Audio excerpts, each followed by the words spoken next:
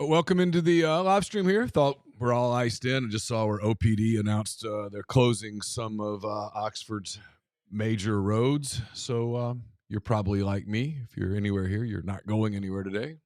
Power's not out yet. So figured we'd start up a stream. Ole Miss and Kentucky a little late starting this. My apologies for this morning. I did not know Chase was live. We had scheduled Butcher versus the dance instructor that was programmed in. So when it switched over, that knocked him off. That's my fault. I didn't know he was live. Just a miscommunication. Ole Miss and Kentucky right now. They are Ole Miss. Zach Day just hit a 3-pointer. Ole Miss leads 14-11. 11-18 and counting remaining in the first half at Rupp. They moved this game up an hour from noon Eastern to 11 Eastern, 10 our time Central, because of mostly for Ole Miss's travel. I think getting to Lexington obviously wasn't an issue. Getting out of Lexington this afternoon, where they're expecting heavy snow, probably won't be a big problem because I think the snow's not expected to start there till 4 or 5 o'clock. Ole Miss will be long gone by then. I think the concern was for Ole Miss getting back, being able to land someplace safely, get on a bus, get back to Oxford. I've heard different things about where they're going to try to land today. I don't know whether landing in Oxford's going to be possible. I figure they'll probably get back onto the ground somewhere in Mississippi around 3:30, 4 o'clock, just based on length of time for a game, travel, all of those things you got to get from, obviously, from Rupp out to Bluegrass Regional Airport, and then you've got to fly either to Oxford, Tupelo, Jackson. I heard Jackson was an idea. That was one of the things I heard last night. I don't know how they'll get from Jackson to here on a bus. I don't know how far you can get before the roads get treacherous, or whether they'll just camp out someplace there for a couple of days and let the roads clear. I don't really know what that plan is. I'll try to find out as the show goes along. If you guys have any stuff in the stream, feel free. Questions. I know Chase did a podcast about Dabo Sweeney's comments yesterday. Those were interesting. Obviously, Dabo kind of stuck in a different time, to be honest. I think he's refusal to keep up with the times, no matter what you think of those times. When you're in that business, that has caught them. I don't think it was his best look yesterday. As for the tampering thing, here's the deal on tampering. I think we've said this for years. Everyone tampers. Your roster's getting tampered with. You're tampering other rosters. You can not like it. Don't blame you. You can think it's not great for the sport. A lot of people will agree. You can argue that there's a way to do the calendar in a way that would prevent some of that. Don't necessarily disagree with that. You can argue that in an ideal world, you would have a governing body that had real power to do something about things like tampering, and I would agree. But here's reality. You don't have any of those things. You don't. The NCAA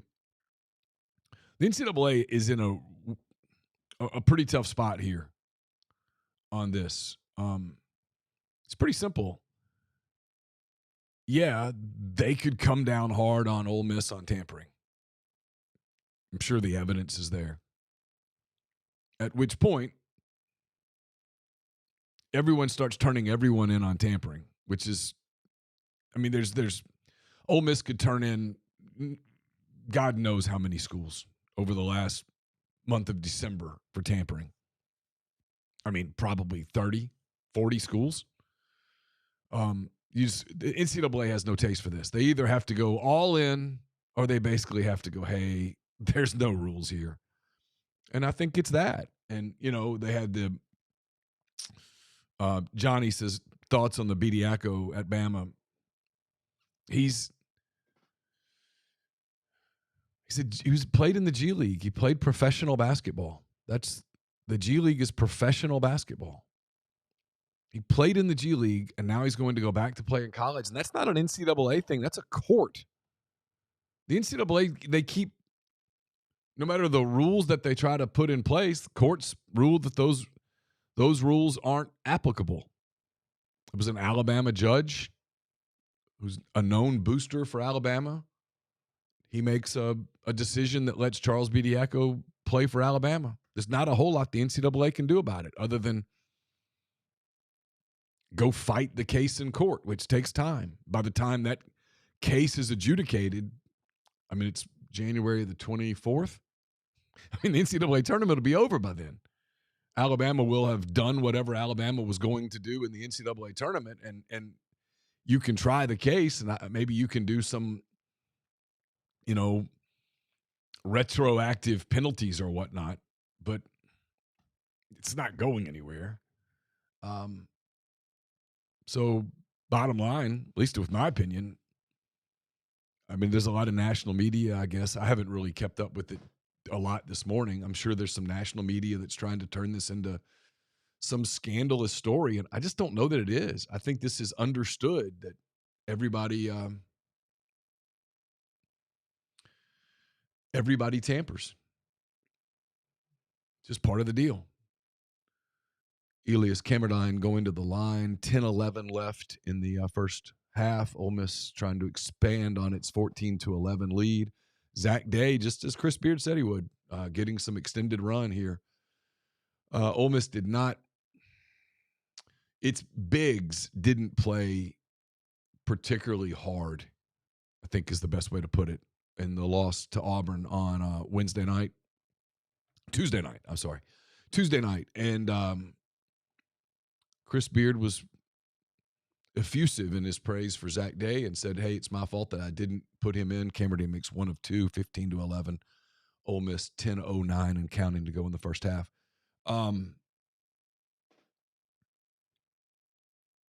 Yeah, I agree with you, Bush. Tampering reminds me of Cold War mutually assured destruction. In a world where the NCAA enforced rules, I mean, penalties or whatnot, yeah, everyone would get penalized. I just don't know. I don't really know what I'm not sympathizing with the NCAA here. I'm just looking at it and going, hey, there's not a whole lot they can do. They don't really have a lot of power here. I don't fault the NCAA for losing control of this part of the sport. I don't think this was predictable that you would have issues. Ole Miss really playing tenacious defense today. Kind of I'm jumping around. That's what you do in a live stream, I guess. Chris was not happy with his team on Tuesday night. Not happy with certain aspects of his team. Again, third or fourth time this year where kind of effort's been a conversation. And I think very clearly today he's going to play the guys who play hard and let the chips fall where they may. Ole Miss turned it over on a jump ball. So it's Kentucky's basketball, 9-13 and counting, 15-11 Ole Miss. Kentucky's had its share of struggles this year as well. The Wildcats are 4-2 in the league. Ole Miss 3-3 in the league going into this game. Kentucky's had a couple of really close, late, dramatic, border like luck right there. Kind of lucky sort of wins. Philip says, what are my thoughts on Mark Pope? It's a little early. I mean, that's a really hard job. Travis Perry getting an open look from 3, misses, turns it over, or not turns it over, ball goes out of bounds. Kentucky's ball, 15-14 Ole Miss with 8:40 to go. The next TV timeout, we'll pull up some stats and look at it. I've got stats up here. I don't know. It's just a hard job. That's a super high-profile job. It's Alabama football. Everything you do is hyper-analyzed, hyper-criticized. Just really hard. Another turnover created by Ole Miss. Zach Day in on it, along with A.J. Storr. Malik Dia misses a bunny at the basket. Really been the interesting part of Malik's season is that it's like he's made life harder on himself this year than I thought he would. It's one of my favorite players to cover. I really like Malik, the person. I think he's a great kid, really really intelligent, very nice, very polite, very kind. And for whatever reason, this season just hasn't gone the way that I think everyone sort of thought it would go for him. Had some people ask about weather here. Best I can tell, I haven't been outside in about an hour, but it looks like it's just this steady sleet that's falling. And I think if this is all that it ends up being, we're gold. I think the concern here is that there's a lot of talk about freezing rain tonight, a lot of freezing rain, which I'm not a weather expert at all, but or a power electricity expert, but things that you read from people who are, that's catastrophic. Dia blocked at the rim. Kentucky with the basketball, 7:22 to go with the three, made it. Kentucky now up 19-15. Chris Beard's going to call a timeout. So Ole Miss down 19-15, 7:20 to go in the first. I said we'd look at some stats. We'll pull those up now, see what we're looking at for both teams. Neither team shooting well from the floor. Ole Miss 31%, Kentucky 32%. Ole Miss 17% from three. They're 1 for 6. Kentucky now 27% from three. They're 3 for 11. Not a big discrepancy at the line. Ole Miss has missed 3 free throws. Ole Miss 4 of 7. Kentucky 4 of 5. Both teams have turned it over 5 times. For Ole Miss, that's just not the recipe for winning. Ole Miss's recipe for winning is single-digit turnovers. When you turn it over 5 times in the first 12-40, it's not typically going to go great for you. Ole Miss hanging in on the boards. It's one of their keys to winning. It's 5-3. 14-12. Kentucky. Kentucky has 5 offensive rebounds. That's been a problem for Ole Miss all season. It's just part of their DNA. Let's see. Visitor stats. Malik Dia has 6. AJ Storr has 5. Zach Day has 3. Elias Camerdine has 1 for Ole Miss. Kentucky right now, Jasper Johnson has 8. Diamante has 4. Collection of guys have 2 or 3 points. So still early. 19-15 Kentucky, 7:20 at the media timeout. Ole Miss's schedule next week gets even. They get a midweek break, which is probably good. We get Vanderbilt at home in Oxford next Saturday night. Then the week after that, it's at Tennessee, at Texas. People keep saying, hey, they have a hard schedule coming up. SEC teams just have hard schedules. That's just the way it is. Chest has been really good on the board so far. I agree with that, Nick. Malik has been a disappointment. There's no question about that. I don't know whether it was the fact that he was put into last year on that team, he had a sort of a complimentary role where when he played really well, it was just a bonus. It was like a giant decoration on the cake. And when he didn't play well, they could get him off the floor, and it wasn't a big deal. This team, the way it was built, they were counting on Malik being an all SEC caliber player. They were counting on him being an impactful 6'10" forward who can shoot the ball from outside, sort of it's a very loose interpretation here, but sort of a modern day NBA 4. A guy who can take it to the basket, but a guy who can shoot the 3 ball, a guy who can pull defenders out, open up the paint for drivers. He just hasn't done a lot of that. Hasn't shot the 3 ball well at all. And hasn't been able to consistently score at the rim. That's been a brutal thing for him. Just hasn't worked. And in fairness to him, I don't know that the guard play has been what Ole Miss thought it would be.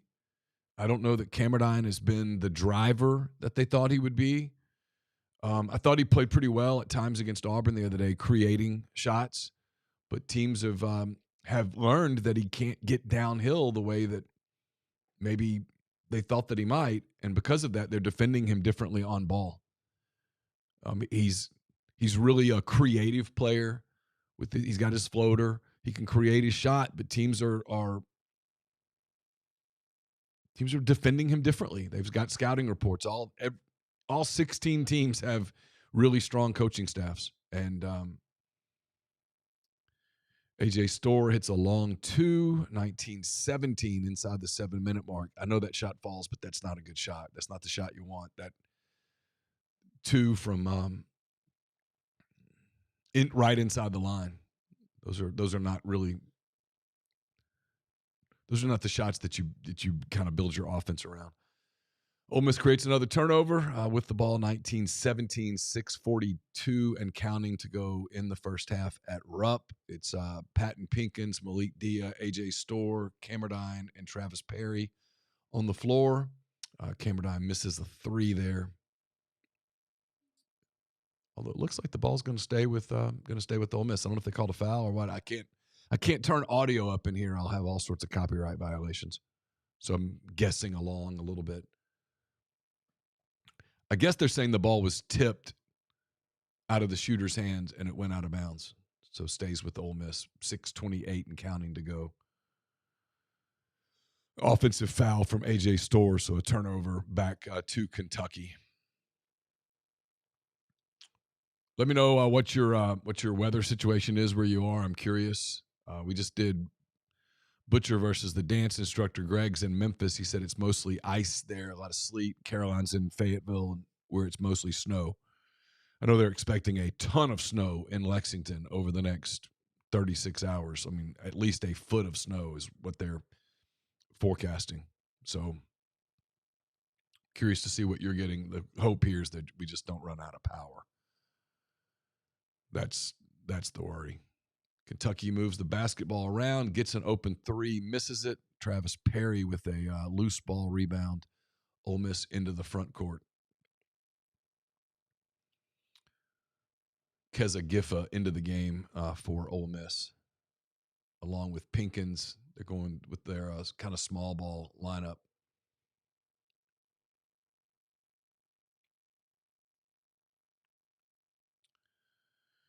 Giffa's blocked out of bounds. Still Ole Miss basketball. 5:40 to go in the first half. Mostly sleet in Hernando. Not a lot of activity. Philip says cold here. 30 minutes north of Nashville. No snow or ice. Nick says just ice here so far near Boonville. I think it's just ice here right now, but they've closed some of the major thoroughfares in Oxford. I saw that from OPD.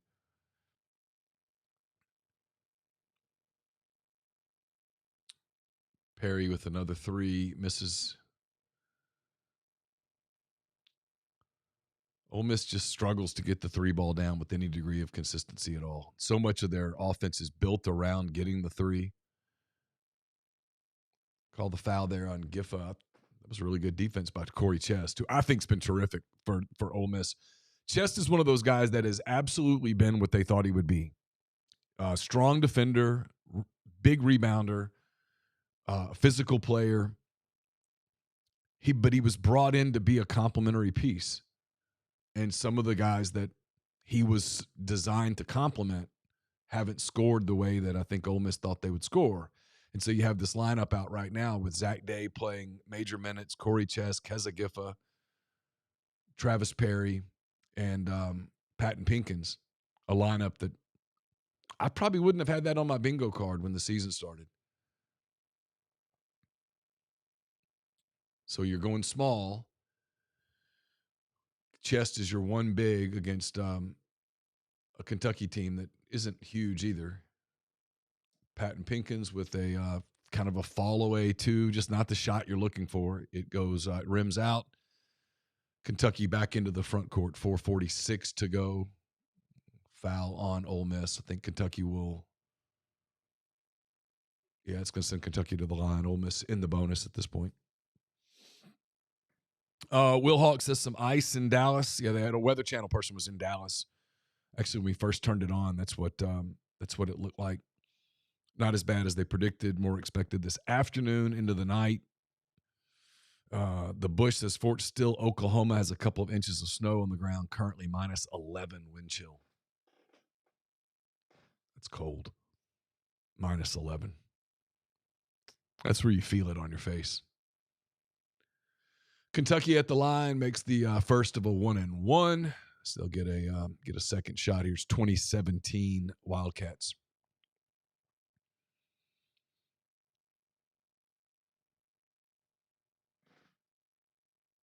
Adam Brown says just ice, hoping we don't lose power. Yep. Kentucky misses the back end of the 1-1. So 2017 Kentucky, Ole Miss into the front court. Cameron back into the game. Just can't create right there. They're double teaming him, getting the ball out of his hands. Ole Miss just isn't getting good shots. I don't know that a long three from Zach Day is the shot that Ole Miss wants to get there. It's just multiple possessions where if you analyze the shot that Ole Miss gets, you have to put it in the bad shot category. Certainly not a good shot. Not the and that's a foul on Giffa on Gillespie's drive. He kind of got the right hand wrapped around him. It was not terrible contact, but that referee's going to see one thing. He's going to see the hand on his back, and that's going to be the call.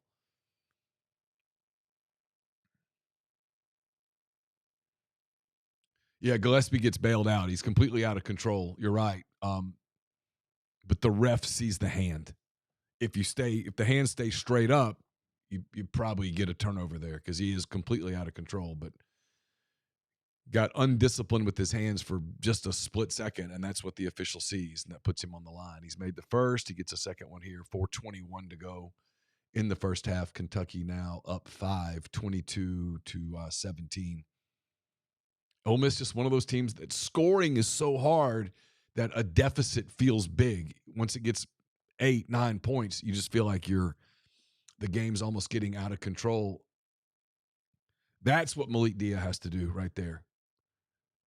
Get a smaller defender on him and use his strength. He's adept dribbling both ways. He's very good at backing a player in. Gets to the line here. This is what they're begging of him. He doesn't extend too much with that lead arm. He's going to get to the line, get free throws. Now you have to make your free throws.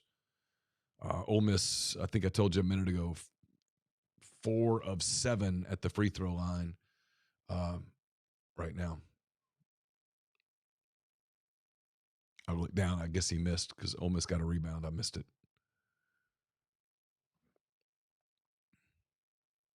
And the stat sheet's ahead of – stats are ahead of where I am here. So I know that doesn't make sense to you, but my YouTube feed is behind the stats.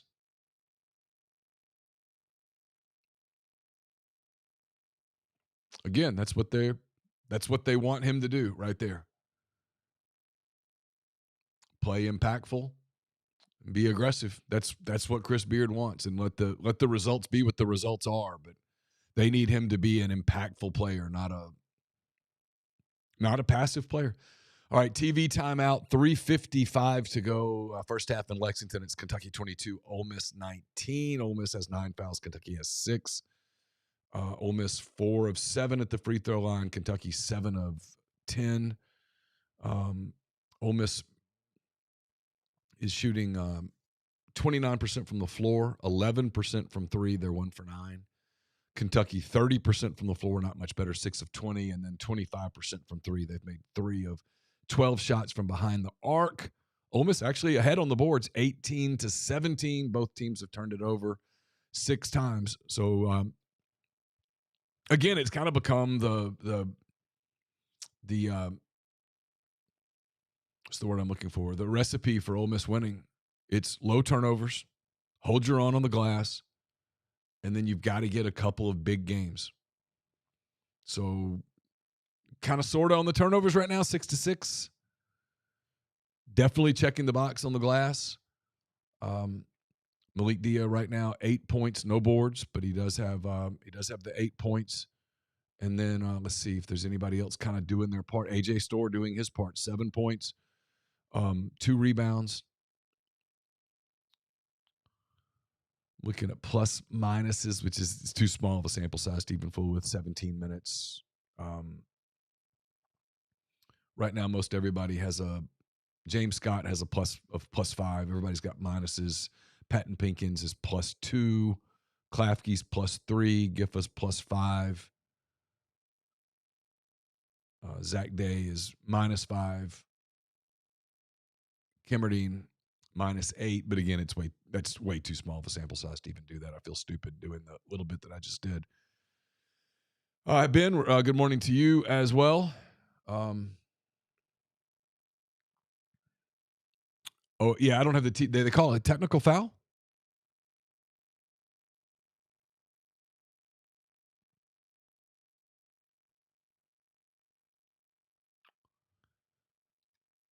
Let's see. Someone asked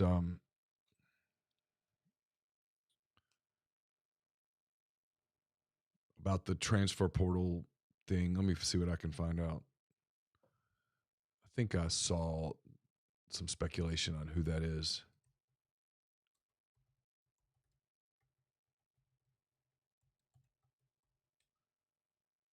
Yeah, it's the Miami offensive tackle, Tommy Kinsler the fourth, who I visited Ole Miss. Might still be on his visit to Ole Miss, but I think the expectation is that's who the Pete Golding Shark is.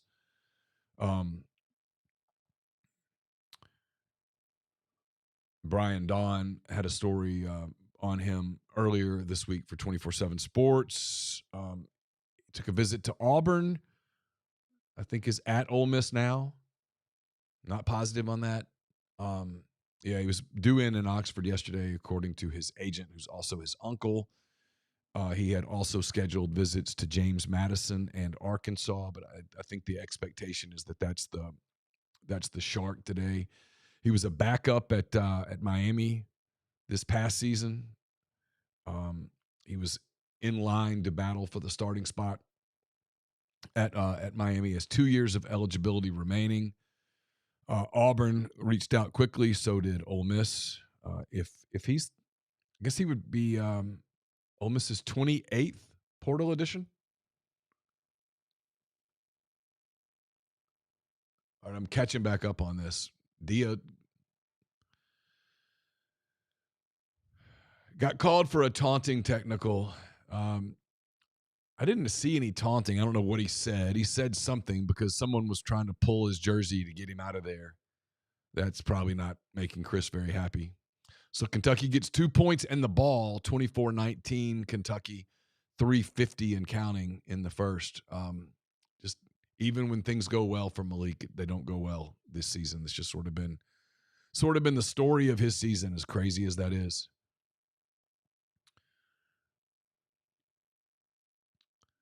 So Kentucky turns it into a 4-point possession on the little floater there. 26-19 Kentucky, 3:30 to go in the first half. See, I had a super chat. Andre, I missed this. Neil, in my eyes, in my area, we've hit the high for today. It's 4 degrees. Feels like -9, but it wasn't as bad. He's at work last night. I think got down to -6. Felt like -15. Yeah, that's rough. Ole Miss with an empty possession, 3 minutes to go here in the first. This is where you have to hang on. You want to stay within 5-6 points at the half. You don't want to get buried just before the half and let that crowd get into it. Turn the second half into a challenge. Right there's a play where I think if Cameron were the player they thought he was going to be, he gets that loose ball and that's a layup. Instead, he gets beaten to the ball. Kentucky gets a possession, makes a 3. Kentucky now with the 10-point lead, 29-19, 2:29 and counting to go. Crisis, little mini crisis here early for Ole Miss. You got to get points here. Can't let the game get out of control at Rupp early. Foul called on Garrison, Ole Miss. That's Kentucky's 7th foul. So AJ Storr. I guess it'll be AJ. We'll go to the line here to shoot 1-1. Might have called that foul away from the ball. Got to make your free throws here. Can't let Kentucky build some big double-digit first half lead on you. Yeah, A.J. Storr at the line with 2:18 to go in the first. Garrison's third foul, so he'll sit. One would think for the rest of the half. Storr makes the first, so he'll get the bonus. Yeah, agent Uncle. It's college football today. For every one legitimate agent, you probably have 20,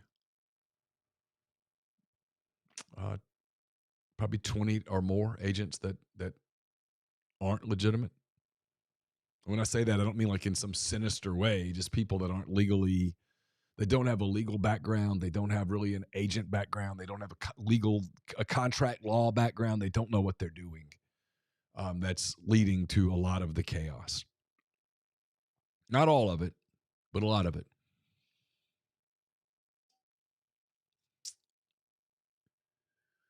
Ole Miss gets a turnover on the other end. Every possession's big. Again, I think it's important if you can to get within 6 at the half. I think if you do that, you're in good shape. Sloppy pass. Ole Miss gets away with it. Giffa for 3. It's not a good shot. Misses. Just not. It's wild. If you chart possessions, just good shot, bad shot. Or good shot, decent shot, bad shot. You can't have all these checks in the bad shot category. And right now in this game, just one bad shot after another.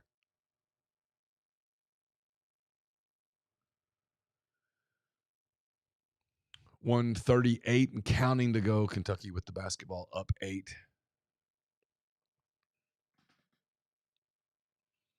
Yeah, they're not getting open. They did get some open shots early and missed them, and now it's almost like you panic offensively and you start taking just.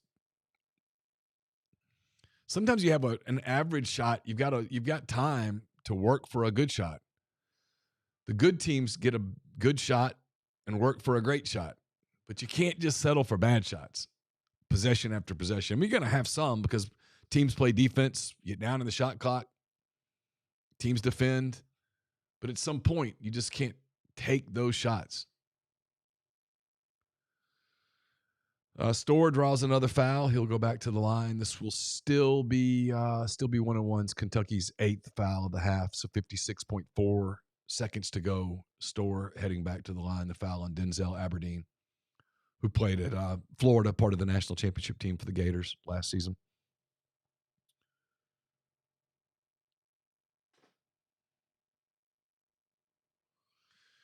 Yeah, this team has a hard time generating looks. They don't sometimes move the ball the way that you would expect a Chris Beard coach team to do. I mean, it's still way too early. I mean, they're still very much in this game. They're 3-3 in the league. There's a lot of basketball left. This is the first game of the second third of the SEC season, but I am interested to hear the evals. Corey Chest with a big offensive rebound, draws a foul.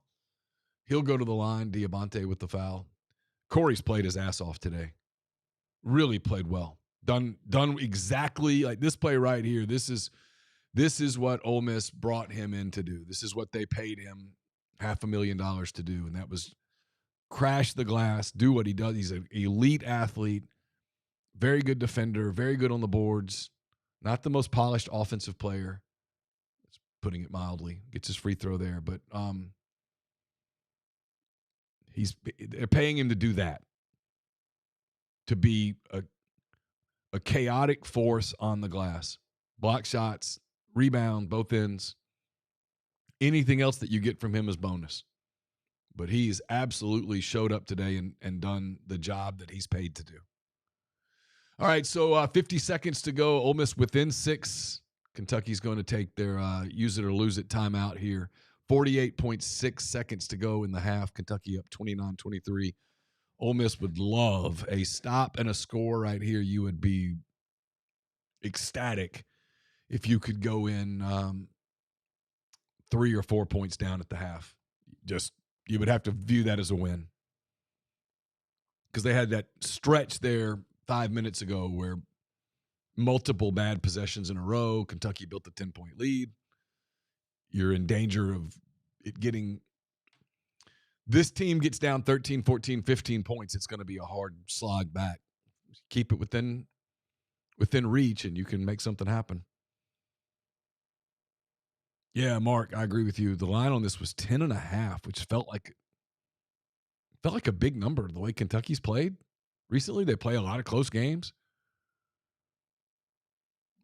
Ole Miss is – the computers don't like Ole Miss, though. If you look at like some of the KenPom inside metrics, they just don't like them. I don't know what that is. If there's some sort of a metric that they just don't like with Ole Miss. So Kentucky takes a 3 and misses.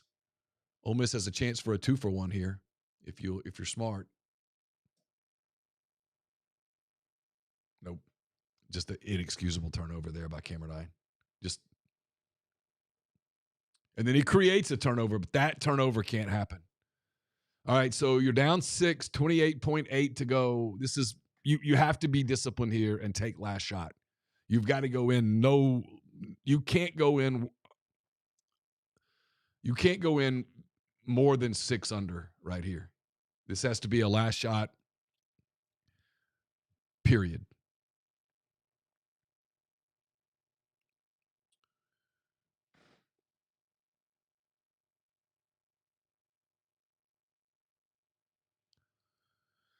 Get it to Store. He's isolating at the top. Back to him. Fall away jumper.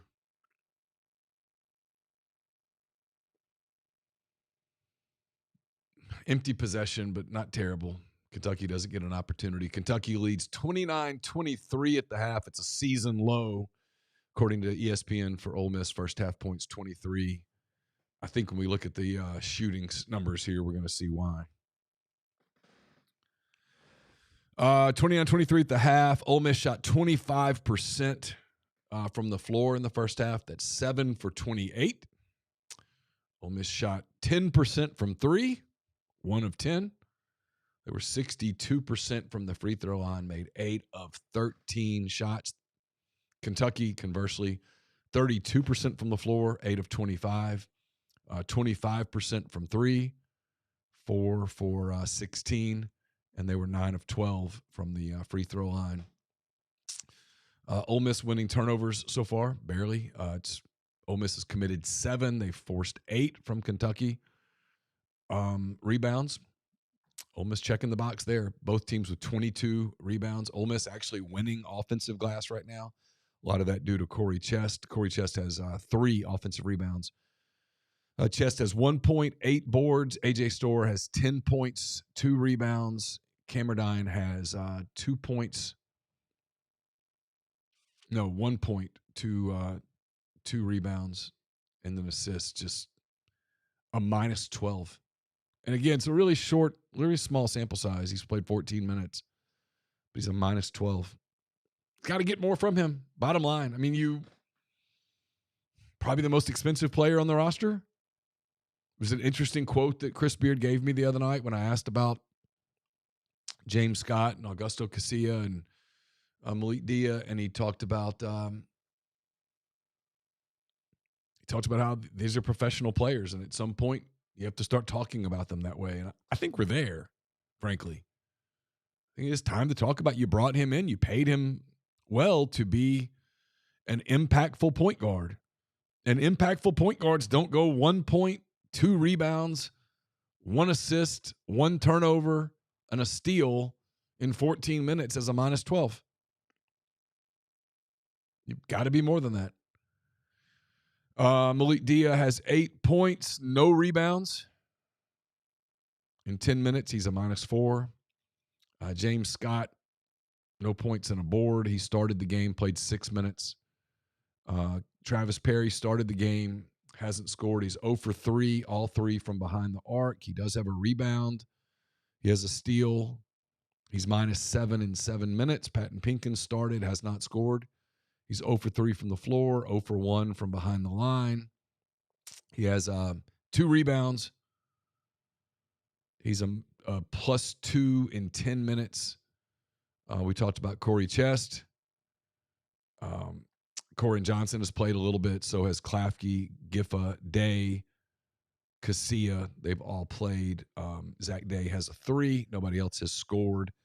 So Ole Miss is struggling to put the ball in the basket. So 23 points. Kentucky with 29 points. Jasper Johnson leads the way for them with 8. Colin Chandler has 6. That's Gillespie, right? Yeah, Gillespie. I don't know why they call him Chandler. I don't know. Whatever. 29-23 Kentucky at the half. Yeah, anybody have any questions? Send them in. Appreciate you guys hanging out with me here on a cold, icy day. Someone asked earlier in the stream about how Ole Miss is getting back. I'm not sure. I know that was a concern yesterday. They moved the game up an hour to get Ole Miss out of Lexington. I think they've moved most of the other games in the league up today. I think Mississippi State's game tips off here in a moment. Almost positive. Pulling up the SEC scoreboard here, SEC basketball. LSU, Arkansas, I know had gotten moved up. Ole Miss is at the half. Vanderbilt and Mississippi State get started here in the next few minutes in Starkville. That was scheduled to be a late afternoon game. It's now a 11 a.m. game, obviously to get Vanderbilt safely out of town. Georgia and Texas in Austin. That game is now a noon game on SEC Network. South Carolina, Texas A&M. That game is now a noon game in College Station. Oklahoma and Missouri tip it off at 1 o'clock in Columbia. The Sooners 1-5 in the league. They open with a win over Ole Miss. They're now 0-5. Missouri 3-3 in the league. Auburn is at Florida. That game at 3 on ESPN. The Tigers 3-3 in the league. The Gators, defending champs, 5-1 in the league. And then, as we mentioned, they moved up LSU, Arkansas. That was going to be a 7:30 game in Fayetteville. It's now a 4 o'clock game in Fayetteville. LSU 1-5 in the league. Arkansas 4-2 in the league. So that is moved that up so they can get Arkansas. I'm going to get LSU out of Fayetteville and back to LSU safely. And then the late game tonight in Tuscaloosa at 7:30. It's Tennessee and Alabama. Tennessee 3-2 in the league. Alabama 2-3 in the league. If you haven't watched Tennessee this year, the young freshman Nate Ament is really fun to watch. Raw and green, but you can see why NBA teams love him. Austin, I'm good. Thank you for asking. Yeah, Mark says Arkansas at home might be the best team in the country. It's probably a stretch. Maybe the second best team in the league at home. They've struggled on the road, though, considerably. I still think Florida is the best team in the league. I think they'll separate themselves as the year goes on. It's a really talented, balanced roster that can do a lot of things, even though they lost a lot of production off that title team. They bring back a lot of guys that were part of that team, and they just kind of do everything well. They've added Boogie Fland, who's starting to play a lot better. As the graphic shows, last 4 games, basically 14 points, 5 boards, 2.5 steals a game. He transferred from Arkansas and is an elite talent when he's healthy. He really wasn't healthy last year. Starting to play healthy now and looks the part. I just like their team. I think they're really balanced and put together. Austin, hey Neil, my apologies if you already spoke on this. I'm just now joining. Any news? Yeah, on how the team? Yeah, what I heard, Austin, is that they're going to try to get them back. I don't know whether they can land in Oxford or not. I don't know enough about the Oxford airport to know whether they can get them back there safely. And then if they got them back into the airport, can they get them on a bus and get them back to the building? I don't know. Someone said yesterday, and again, this is completely unconfirmed, that they were flying back into Jackson this afternoon and then figuring out what to do from there. I don't know whether they're going to Tupelo, any of that.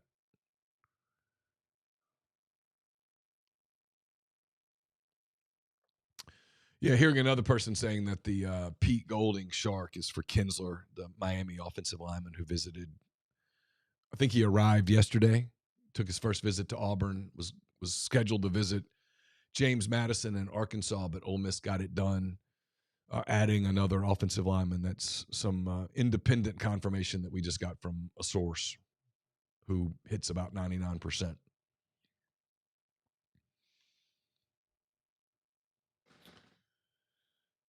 Austin's in Jackson, Tennessee. Says 2 or 3 inches of snow on the ground and sleet falling. As long as it's sleet and snow, we're good. It's the freezing rain that scares the hell out of you.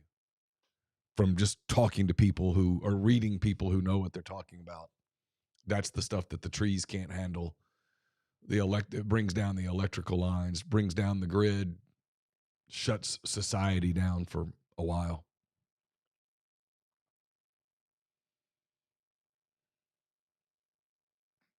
So we'll keep an eye on it. What's my Final Four? I don't know that I've seen enough yet. The only SEC teams that I've seen that I could see making a Final Four so far, I think Florida obviously could. I think Tennessee could. I mean, I guess if Arkansas got the right draw, they're just not a consistent enough team for me to go there yet. I like Vanderbilt, but I don't think they're a Final Four team. So far, Alabama doesn't look like a Final Four team. I watched Auburn the other night. They don't look like a Final Four team. That's probably it. And then nationally, Michigan looks great. Duke looks really good with the talent they have, but I haven't watched enough to really be able to dive in on it.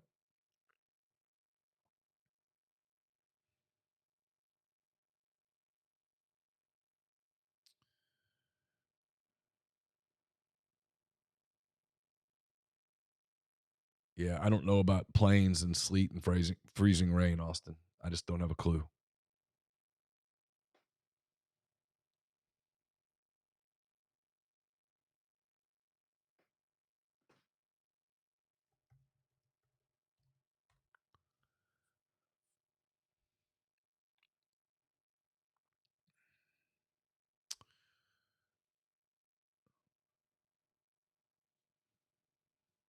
I don't know what the grocery stores are like in Jackson. I can tell you the grocery stores here were crazy all week. I was in Fayetteville Thursday night exchanging cars with Carson, and I went with Caroline to a Walmart in Elm Springs, one of those Walmart grocery stores, kind of the I don't know what the name of them. It's like the top of the line in the Walmart chain, and that place was a zoo. It was controlled chaos, but it was chaos. The people were just grabbing stuff. Like you would have thought that those people were expecting to be iced in for a month. Just almost like panic. It was controlled. Nobody was like losing their mind. Nobody was running over people, but there was a line to get into an aisle. It was. I've never seen anything like it at a grocery store. It was very organized, but it was chaotic. Yeah, Walmart market. I don't. Reg Ben says, "What's Fayetteville looking like today?" I'm not sure. Caroline just said there's some snow on the ground. I don't. This morning, the Weather Channel had people everywhere. Dallas, and I think they have someone in Oxford, but they had someone in Arkansas, and it was just some snow. I think they're expecting the heavy snow there tonight. Just like I think the concern here is tonight and into tomorrow. I don't think the concern here was today. I'm looking out my window, and there's some kids on sleds in the street. The the woman on the Weather Channel said that so far what had fallen was really good sledding snow. And so I guess here it's really good sledding sleet. I don't know. Like there's nothing really on the grass. I can see people's yards looking out my window. There's a little bit of ice on the grass, but not much. Just all the ice is accumulated on sidewalks and streets and driveways. Everything else looks, and I can't really tell here, but it looks like it's just like a very light sleet that's falling right now. Nothing major. Certainly no snow.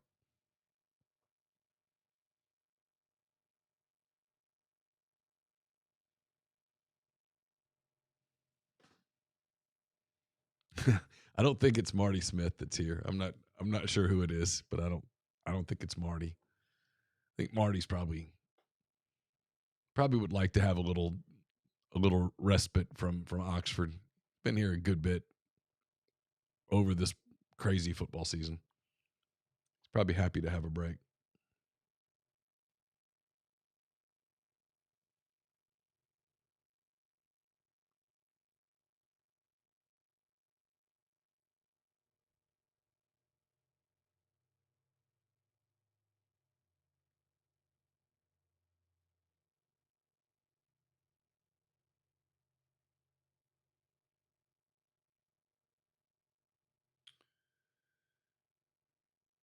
I might have to step away for a minute on a recruiting thing. Um,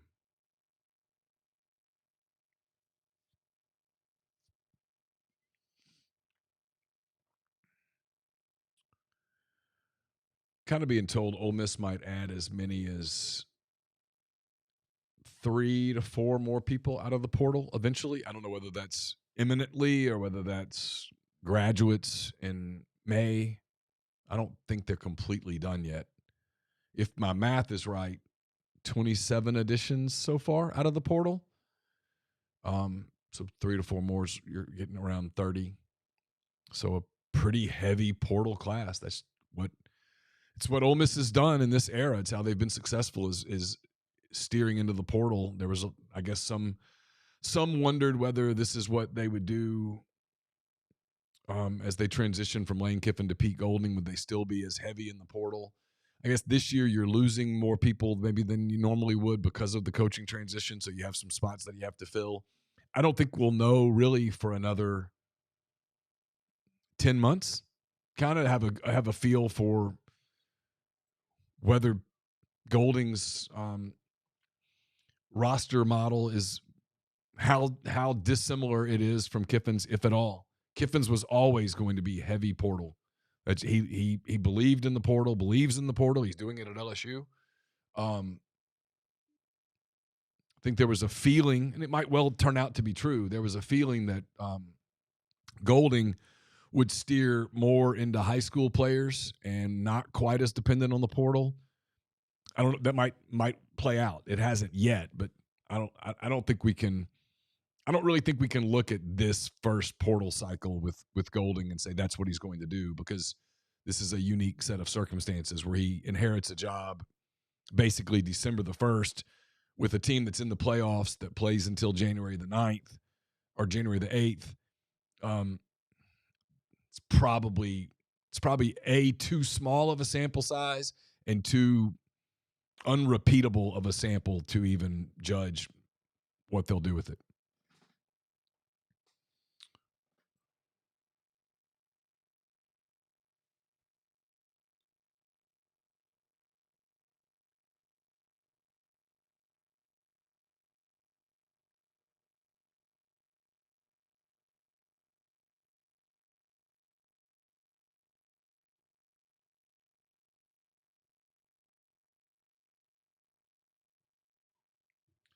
All right, they've started the second half in Lexington, Ole Miss with the basketball again, 29-23 as we start the final 20 minutes here. Camerdine with a drive and a miss, but an offensive rebound from Malik Dia, who takes a bad shot, but another rebound. So off to an interesting start. Camerdine with the layup. So Ole Miss cuts it to 4 here in the first 30 seconds of the second half. That was a possession where you just want to get points. Just want to get off to a good. You're very much in a game where you didn't shoot well, and if you're Ole Miss, that's all you can ask for, given 25% from the floor, 10% from three, and to be in a game. You have to consider yourself fortunate. And here they are with the ball down 4, 19 minutes to go in Lexington. You've got to feel, frankly, pretty damn good about things that's your situation, given how difficult it's been to put the ball in the basket.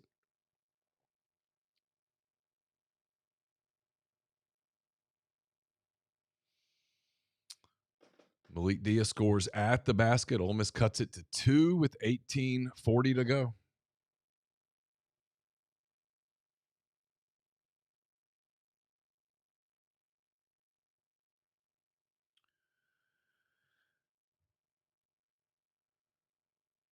Kentucky gets the 3 from Chandler, 32-27.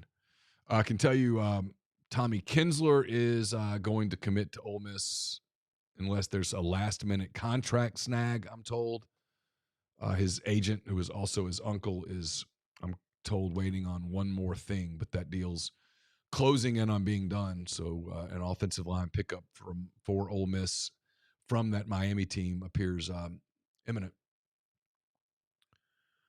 Obviously, the message at halftime was to attack the glass. That's 3 shots at the glass for Ole Miss. Dia misses there, but you'll take that shot all day.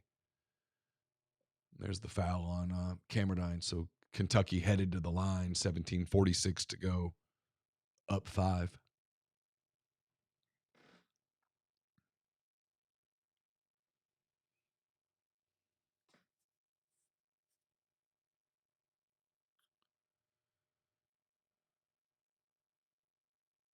Alan, was my question about Ole Miss in trouble with compliance? I don't think so.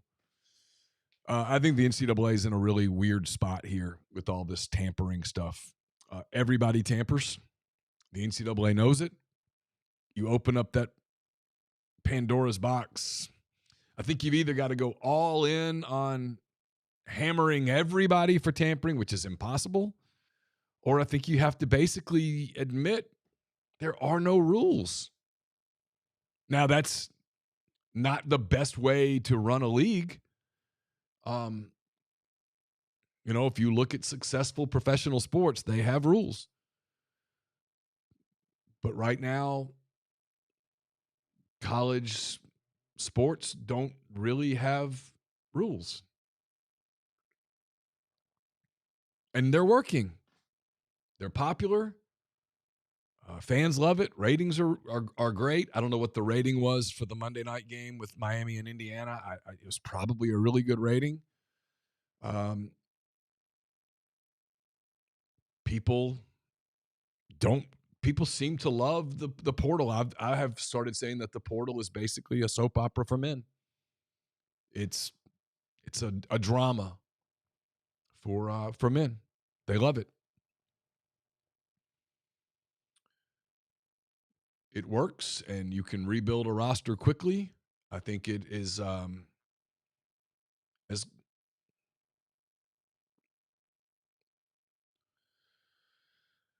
I don't understand shot selection. I just don't understand the shot selection. Maddening. Yeah, and he's coming out. It just get points at the basket, and all of a sudden you take a basically fall away 3. And now you drive back to the basket. A little out of control, but that's the shot you want, not the 3. Kentucky up 7 going to the line, 16:33 left in the first. Just one team getting better shots than the other team. It's not complicated. But what I was saying was you can rebuild a roster quickly. I think people around the country, fans around the country, look at the Indiana story where Indiana was, not far removed from being just an awful football program. And now they're, 16-0? Big Ten champs, national champs, won the Rose Bowl, won the Peach Bowl, got a building full of trophies in Bloomington, won the Heisman. It's probably the kind of thing that if you're a fan of, like you're a South Carolina fan, you're a Kentucky football fan, you probably look at that and go, hey, why not us? Which puts pressure on coaches, but I think it does sell hope. Just because your team's terrible now doesn't mean your team's going to be terrible in 2 years. Not when you can sign 40 guys out of the portal 2 years in a row and completely flip your roster and do some evals, maybe get a little roster lucky. The next thing you know, you're competitive. Patton Pinkins misses a shot from inside the paint. Kentucky up 8 with the basketball here, getting back into that little range where if you're Ole Miss, this is, I think Ole Miss kind of got away with one there. It was a lot of foul on the body, but Camerdine in the Open court. Patton Pinkins got fouled. They didn't call that. So both teams get away with some contact on both ends of the floor. 37-29, Kentucky leads. 15:47 to go. Yeah, digging a hole. Petal says.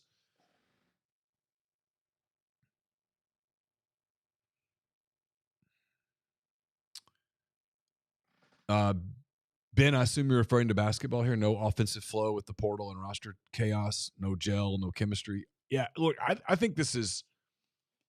I think you can do it with football because of the nature of the game. If you've got a really good offensive line coach and you have some degree of offensive line continuity, I think you can bring in skill guys and you can sort of build offensive chemistry in football pretty quickly. Defensively, depending on how complex your language is, I think as long as you have some guys who've been in the system for a year, they can help new guys acclimate terminology and what a defensive coordinator's trying to do. But in basketball's a flow game. It is a chemistry game. It is knowing where people are going to be on the floor. And when you have this massive amounts of turnover, I think it's really hard to get flow offensively. And then when you have some eval mistakes, and you see it sort of everywhere, Mississippi State, I think, has had some real eval mistakes out of the portal. For example, I just think it gets really hard. See if I can get the Mississippi State Vanderbilt game on my other screen where I can keep an eye on it.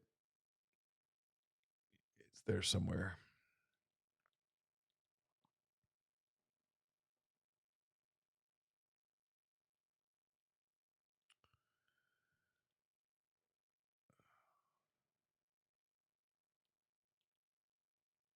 I think it just makes it difficult.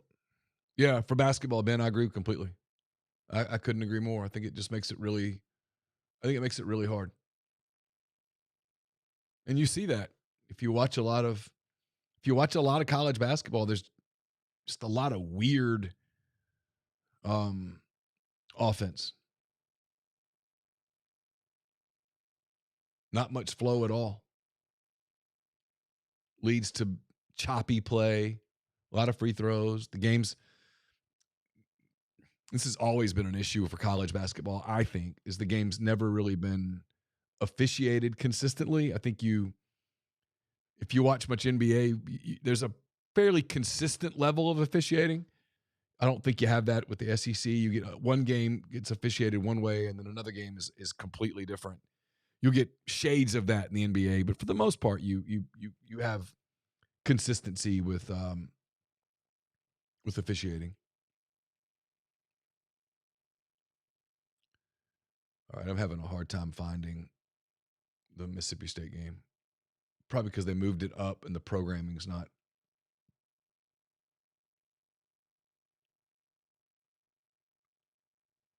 Figure it out in a minute. All right, Ole Miss within 5. I missed what happened. Let's see. I'm having a hard time multitasking.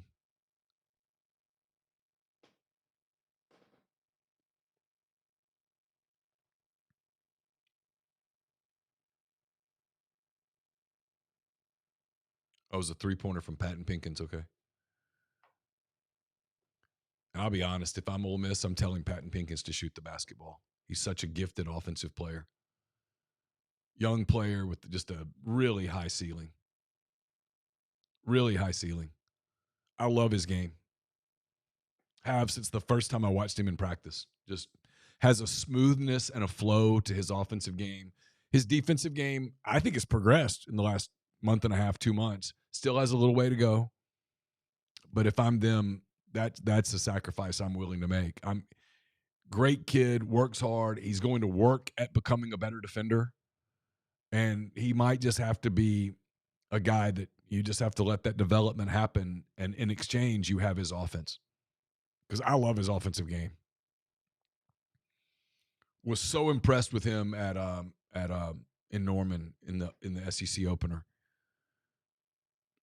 Really kept Ole Miss in that game where if they could have just played a little better stretch late, they would have had a shot. or a better shot, I should say. There's the open three, and that is what you want from Camerdine. You've got to have him dribble, penetrate, find the open man, get an open look. He did that right there. That's all on him. Casilla gets the look and gets fouled. They didn't. Diabate didn't let him land. Got in his landing zone. Officials called it. Yeah, right there. Ooh, turn that ankle. Dang.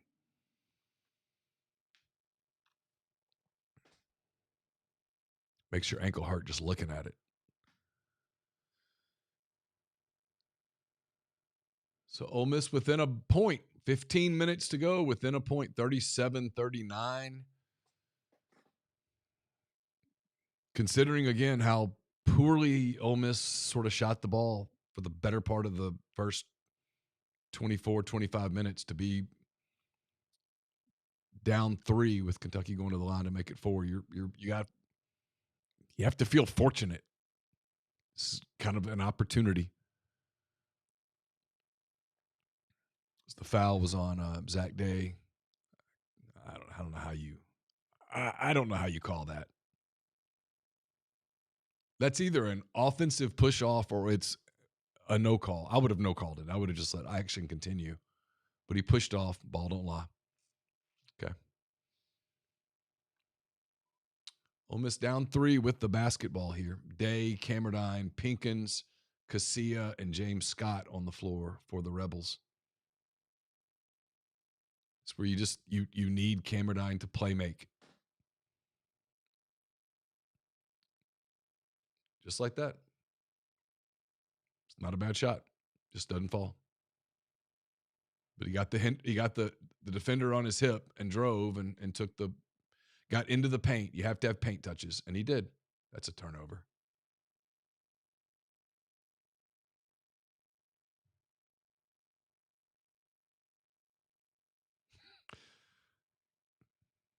Another foul on Diabate. Ole Miss with the basketball, 14:02 left. Fascinating game. Really developing, turning into a chance here. Yes, Diabante's third.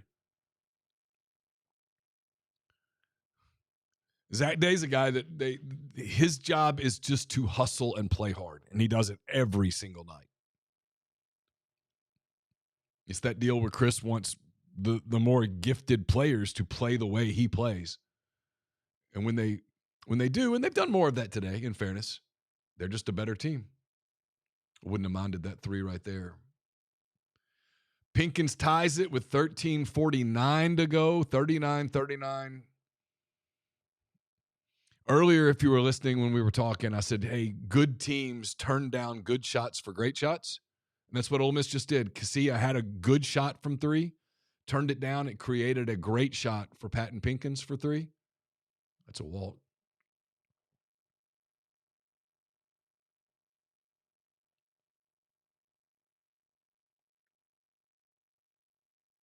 They called that on Day? Okay. I need to see a replay of that.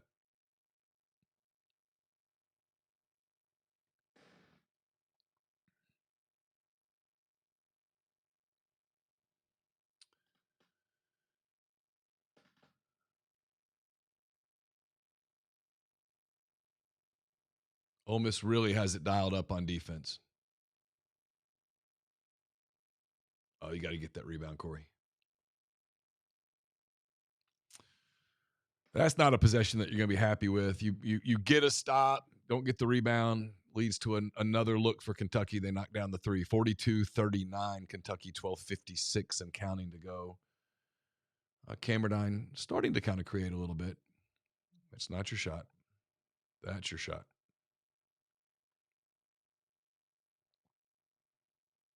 I don't hate it.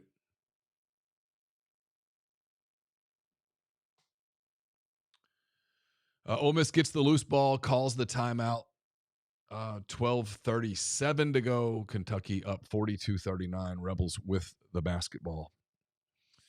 take a quick look at the stats. I'm kind of curious. I don't know whether you guys are or not. Curious rebounds here. Ole Miss leads the rebounds 31-30.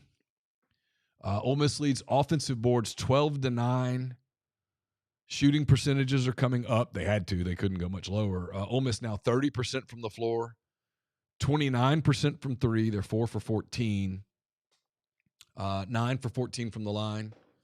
Kentucky is shooting 33% from the floor, 27% from three, 71% from the line. Kentucky has made 12 of 17 free throws. Ole Miss 9 of 14. Kentucky's turned it over 9 times, 2 times more than Ole Miss. Let's see. Let me get a little breakdown on something. I'm just curious on some inside stuff. Points off turnovers were basically even. Kentucky has 5 points off turnovers. Ole Miss has 4, so no big deal there. Points in the paint. Ole Miss up 12-10 points in the paint.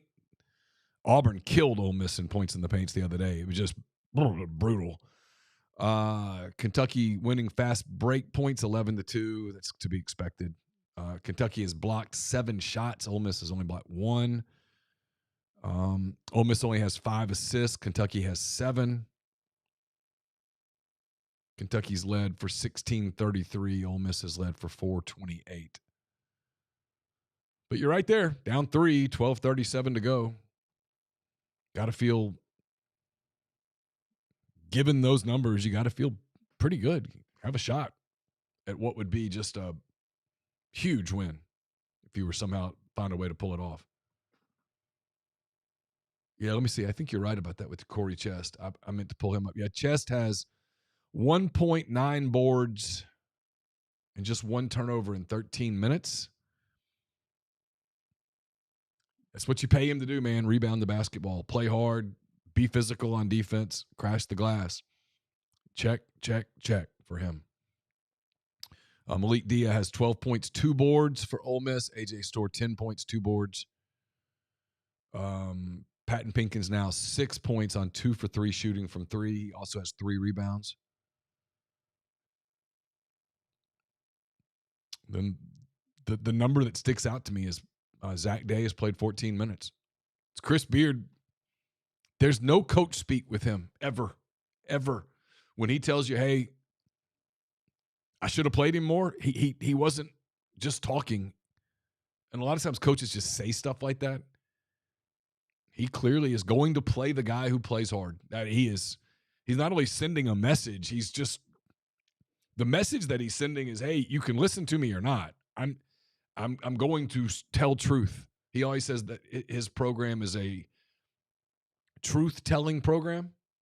I think that's what he means. By the way, Vanderbilt up 18 on Mississippi State. I think I saw that around the 8-minute mark, first half in Starkville, a game that got moved up so that Vanderbilt could get out of the Golden Triangle area, I'm assuming, safely.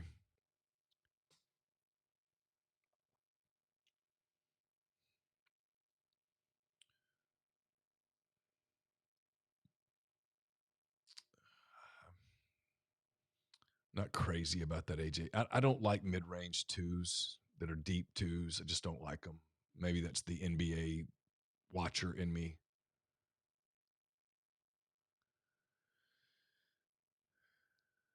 All right, Kentucky sealed and got a run to the basket.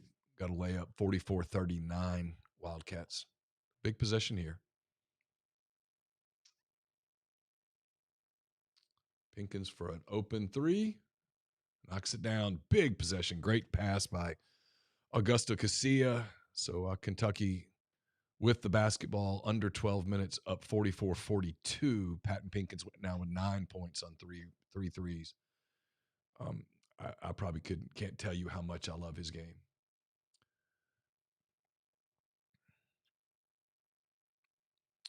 Kentucky with a layup and a foul, so they get the points and the harm. He'll go to the line. Yep, there's the good call. Storr got him on the kind of on the head, neck, shoulder area. Jalovic. He'll go to the free throw line after the TV timeout. 11:37 to go. Kentucky I guess they're not going to TV timeout. Yeah, they are. 46-42. They go. I don't have the benefit of having audio, so I'm a little behind here.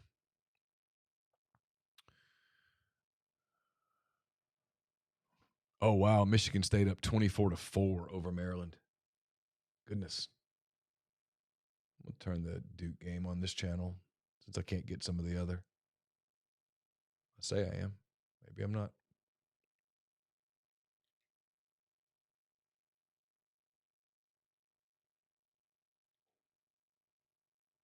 I'll turn Maryland, Michigan State on. Why not? Yeah, 26-9, Michigan State over Maryland. Michigan State 17-2 this season. They're shocker. Tom Izzo team's good. Sun rises in East. Yeah, I keep forgetting that this is Buzz Williams at Maryland, getting off to an 8-11 start, having a difficult first year in the Big Ten. Got his vest on. Interesting from a media standpoint. Every time I ever dealt with Buzz, which is a lot over the years, always really liked him. And then local beat guys would say, "No, you wouldn't." They're like, he turns it on for other people. I don't. All of my experiences with him were pretty positive. A&M hired Bucky McMillan, the former Samford coach, who's off to a really good start for the Aggies this year, kind of playing a totally different style of basketball. They call it Bucky ball, just kind of up and down.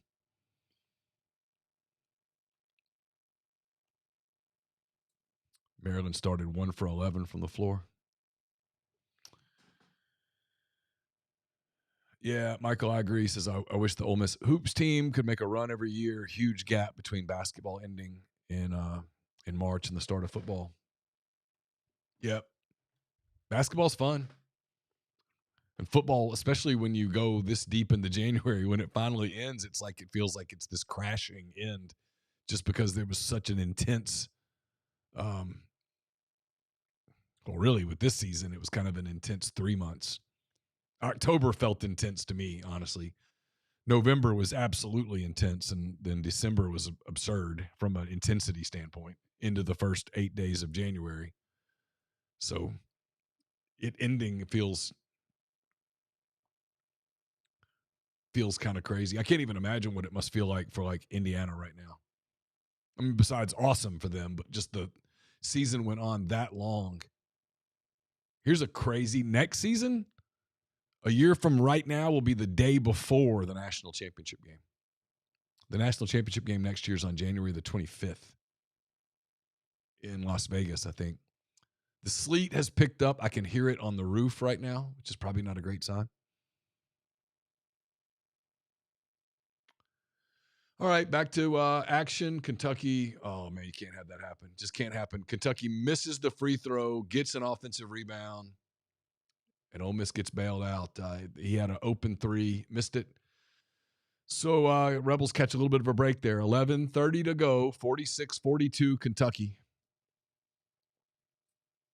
Yeah, the sleet has really picked up. I can hear it banging the window right over here to my left pretty hard.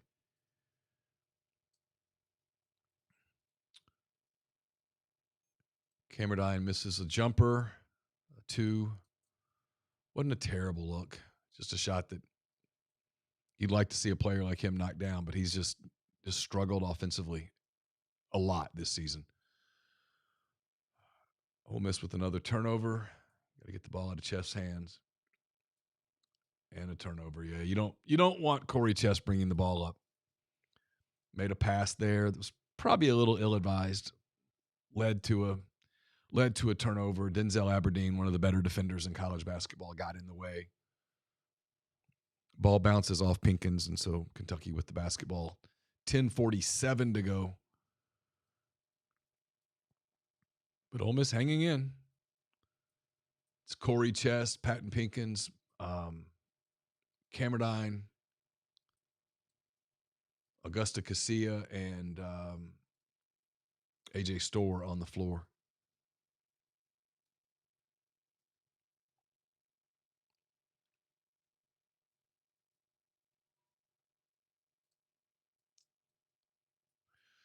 AJ Storr with a step back three.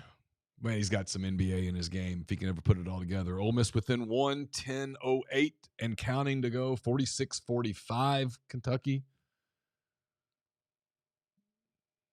Really good defense right there. Just accept. Oh, you can't call that. Maybe you got him with the body. I'll have to see a replay.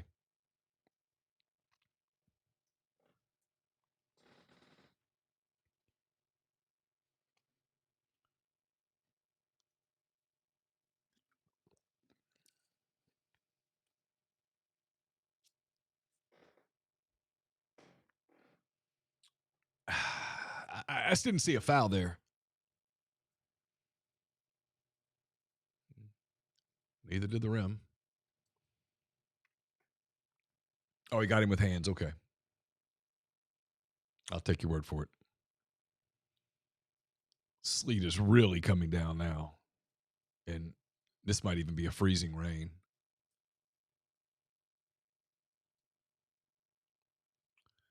All right. Misses both ends. Ole Miss with the chance to take the lead here on this possession. Storr into the open court. Inside of 10 minutes to go in Lexington. Ole Miss with it's now a 10-minute game. You got a real shot. Bad pass. Storr got up in the air and looked to make a cross-court pass. It's going to get that's going to get picked every time. Defensively, Ole Miss really dialed in. Offensively, just inconsistent right now. Shooting percentages are going up.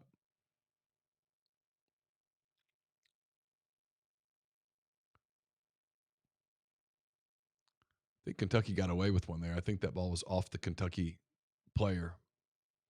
But it was bang bang, and Ole Miss might have had a foot on the ground. Foul on Casilla with 9:21 to go. Kentucky will go to the line where they have not shot the ball particularly well. Pull up some stats here. Kentucky 13 of 21 from the free throw line.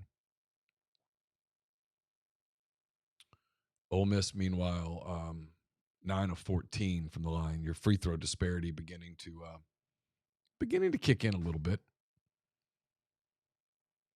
But that's just happens to Ole Miss a little bit. When they don't attack glass as much as some other teams do.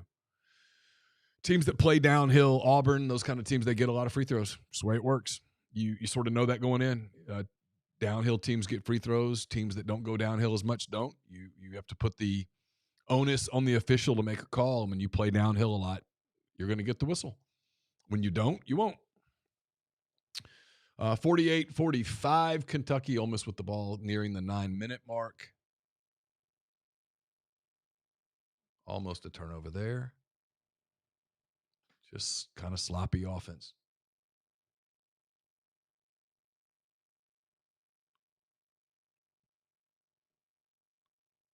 A little out of control on the drive.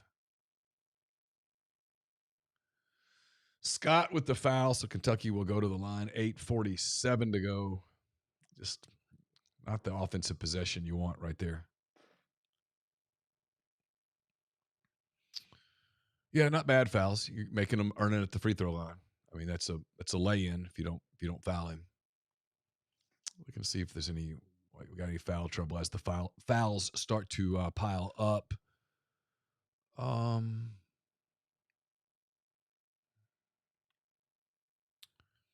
Not really. Well, Casilla has 4. Zach Day has 3.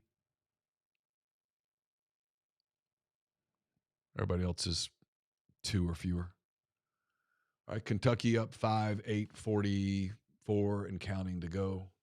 Again, obviously, you have to be a professional here to know, a play-by-play person to know this is a big possession here. You need points.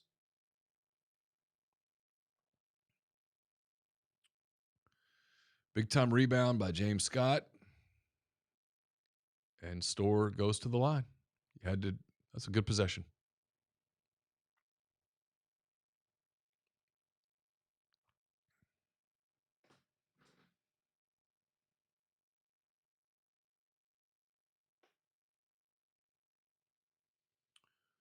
I think that's 4 on Diabate, who's one of their better defenders, better rebounders, kind of one of their go-to guys.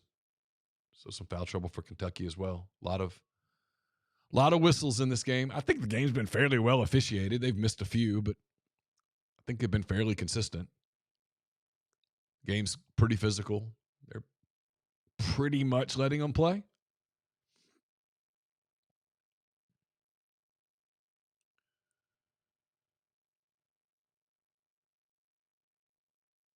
AJ gets the roll, so 50-47. Kentucky 8:22 and counting to go at Rupp. Kentucky hasn't had a field goal in their last 3:20 and counting, according to the ESPN graphic. Yeah, they've had to make their hay at the free throw line, I should say. They've had a couple possessions that have gotten looks at the glass where they've gotten fouls.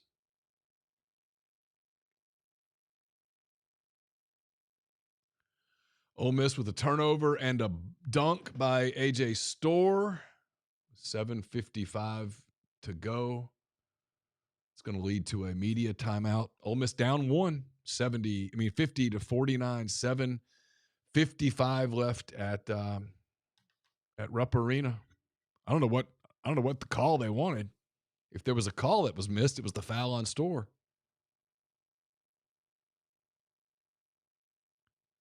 I'm not sure what Kentucky is. I don't know what they're complaining about. Nothing happened. There was no foul. There was no foul to call on anybody. They got it right. I don't know why Kentucky's worked up right there. All right, I'm going to take a quick pit stop. I'll be right back. Hang tight.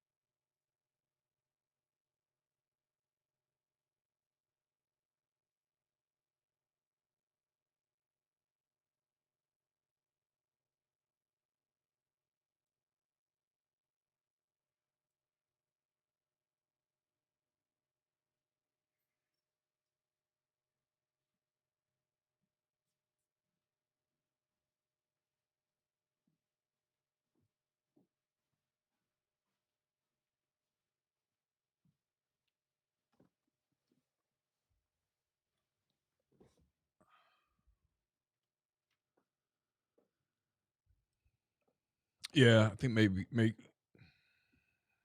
I think Kentucky wanted a foul on the other end on the steal. There was no foul there. The officials have let this game. I think they've called a pretty consistent game. Actually, they've not let them get overly physical, but they've let some physicality go on both ends for both teams. If you're a coach, that's all you can ask for. And that was just a steal. It was sloppy ball handling by Kentucky. It led to a play in the open floor and a Store with the dunk. Store wasn't fouled. Ole Miss didn't foul. There was no foul. They're whining a lot. It's just kind of what they do this year. It's one of the things I think makes them a little unwatchable. They fuss a lot. It's one of the things I will give Ole Miss. Chris Beard teams don't whine. They play. Sometimes they don't play well. This team hasn't played great a lot, but they don't whine. I'm not sure Chris allows it. They don't whine to officials much. They just play the damn game. And all you can ask for as a team is that you get a fair whistle.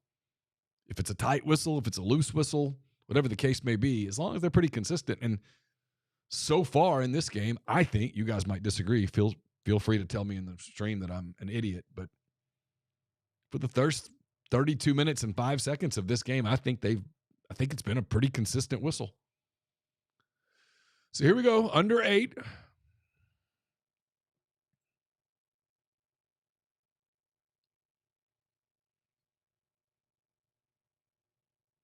Malik Dia back on the floor along with Camerdine, Storr, Pinkins, and Scott.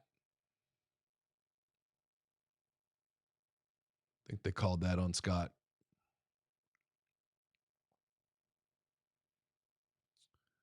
That's that getting downhill at the rim. You put a little air in the official's whistle when you do that. It's just good basketball.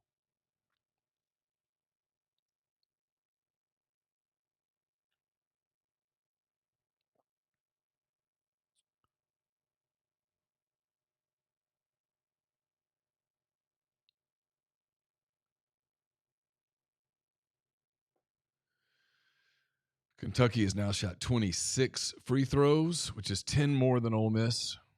A lot of that is the getting downhill part that we talk about. First half, Ole Miss just had a lot of really empty possessions. But here we go. 7:30 to go, and you're in the game. Down 3 at Rupp.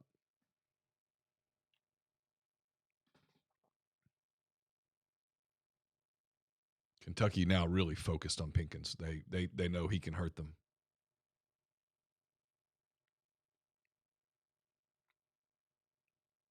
Late shot clock. Someone's got to get a shot up. Kind of would have liked Storr to have taken that shot at the top of the key. He had kind of an open look. Not sure he was fully aware of where they were in the shot clock. Offensive rebounds just kill Ole Miss. Just kill them all season. And that's going to be the end of Malik's day. Chris just can't stand it. AJ gets to the rim, misses, but Scott gets the rebound. So 55-51 Kentucky, 6.5 to go. It's the offensive glass just killing them, and there you get, missed at the rim. Scott may have gotten a look at that.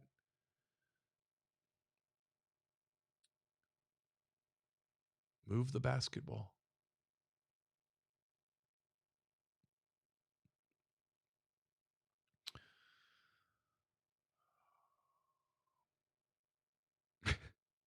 The crowd shots crack me up.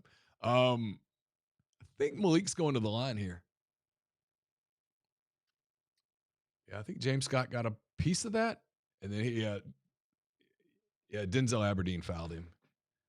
He was in position to get ball, but he got body. So Dia at the line, 6:10 to go, makes the first. He'll get one more. Ole Miss down no more than 3 here. A free throw obviously cuts it to 2. My math skills coming out. So Ole Miss within a bucket, 55-53, 6:10 to go.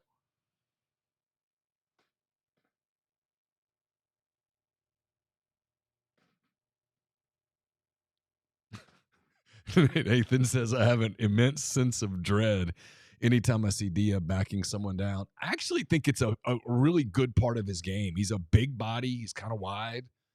He's got ball skills. Sometimes he's not aware of backside, but that's where you've got to have communication where someone on the one of a teammate has to communicate that someone's coming on the backside.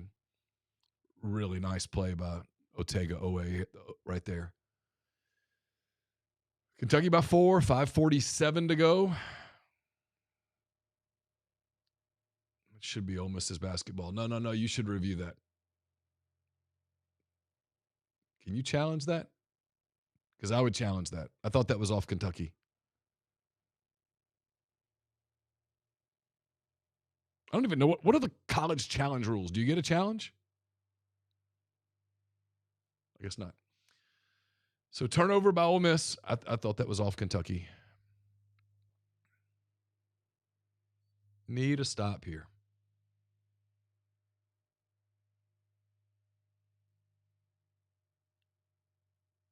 Yeah, that was a phrasing issue. I apologize.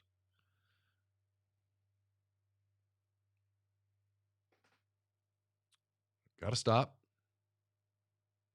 Store in the open. Yep, got fouled. He fouled you. Came down with the arm. 5:09 to go. AJ Store going to the line can cut the lead to 2 with a couple of free throws.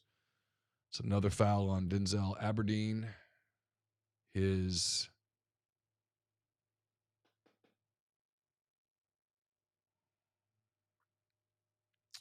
third.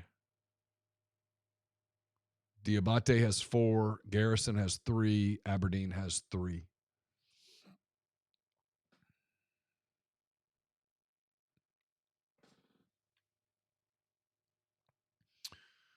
Thank you for the clarification there, Travis. They could have challenged but decided not to. Okay. I thought you had a challenge. Store makes 1 of 2, makes the back end of his 2 free throws there. So 5:09 left. Kentucky with a 57-54 lead. 1 possession basketball game as we get to the 5-minute mark. It's Casilla, Pinkins, Cabernine, Store, and Chest on the floor for Ole Miss.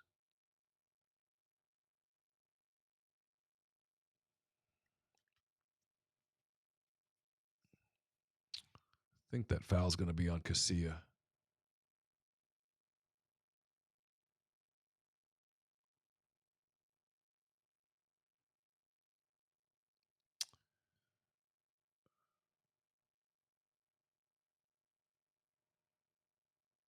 Yeah, that's his 5th.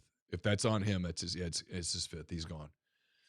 So Augusto Casilla fouls out. I thought he played a really good defensive game for Ole Miss. I kind of had a moment. I guess this is you bring Dia back in and you say, hey, go prove yourself. Yep, Malik's back in. 4:53 left.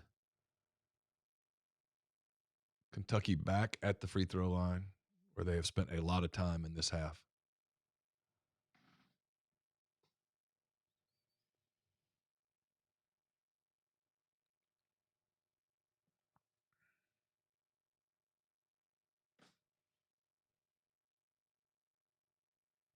You just can't give up offensive rebounds right there. You just can't. You just can't. Just can't give them up. Just can't give them up. Killers. Just daggers. It's happened to this team. Iowa, Utah, St. John's.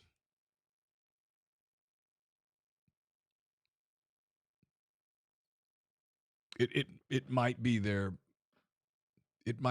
Achilles heel.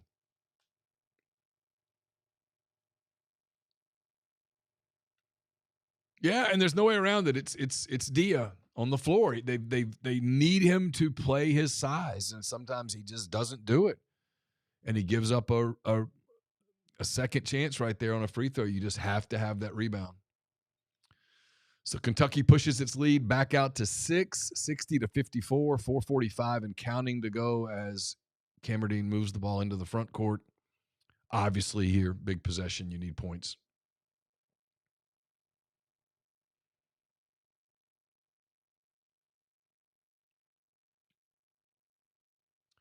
Dia with the offensive rebound and put back on the Store. Missed 3, 60-56, 4:23 to go.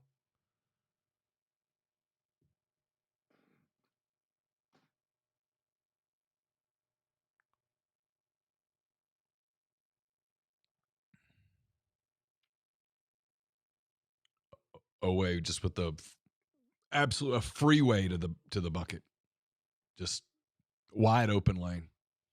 They've had a lot of those last 2 or 3 possessions. They've had open lanes to the basket. You've got to make them earn points. Kentucky back up 6. Store to the basket. Really nice drive by AJ. I think Ole Miss called a timeout. 62-58 Kentucky, 3:44 to go. The Rebels did call timeout. This is where the messaging is about defense here. It's about, hey, if you're going to lose with them taking hard shots. You can't let them have runs to the basket, and you can't let them have second chance opportunities. I'm curious here. Yeah, Kentucky winning second chance points now 18-12. Ole Miss still leads rebounds 39-38. Believe it or not, Ole Miss leads offensive rebounds 15-12. It just feels worse than that. I guess there's some recency bias there. AJ Storr with 20 points. Malik Dia with 16.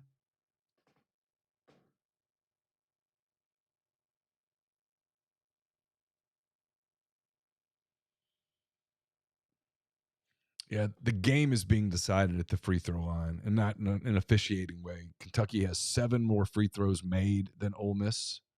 They've taken 10 more free throws than the Rebels. Ole Miss 14 of 20 at the line. Kentucky 21 of 30 at the line. Points in the paint, though, which was a major problem for Ole Miss against Auburn. I mean, 38-14 problem, like bad. Today, Ole Miss leads points in paint 20-16. Am I reading that right? Yeah. Kentucky leads fast break points 13-5. That's not part of Ole Miss's deal with this team. So down 4, 3:44 to go. You're in a game that you haven't shot the ball well. Ole Miss 33% from the floor, 35% from 3. Kentucky 37% from the floor, 27% from 3. Kentucky has 11 turnovers. Ole Miss has 9. Quite frankly, it feels like a game that you have a chance to go steal right here. Just need a stop. Stop and a bucket and put some pressure on them.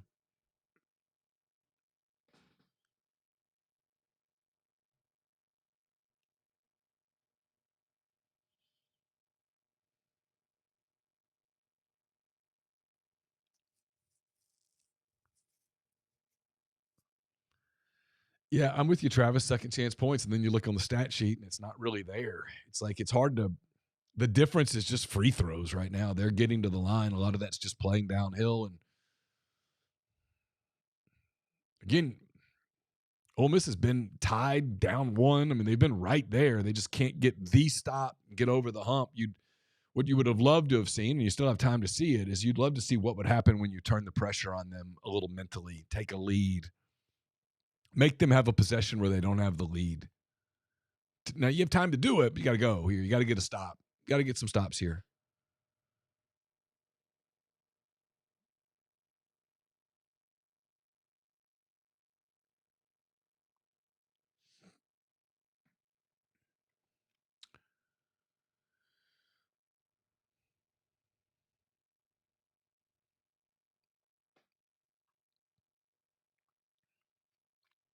Yes, Travis, I would love to see 4 10-minute quarters. Absolutely. And away from some of the it would help. I think it would help game flow. But for whatever reason, the women's game has done it, but the college men's game just does not want to do it. All right, Owe misses the jumper. Ole Miss with the rebound. 3:20 to go. Yeah, Chris is right. AJ got fouled right there. You can't suddenly not call it. 10 seconds on the shot clock.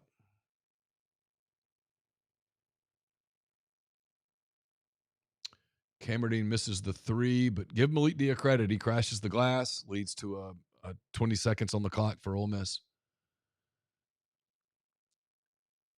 Camerdine just not shooting the ball well at all. Oh, I got to go up there.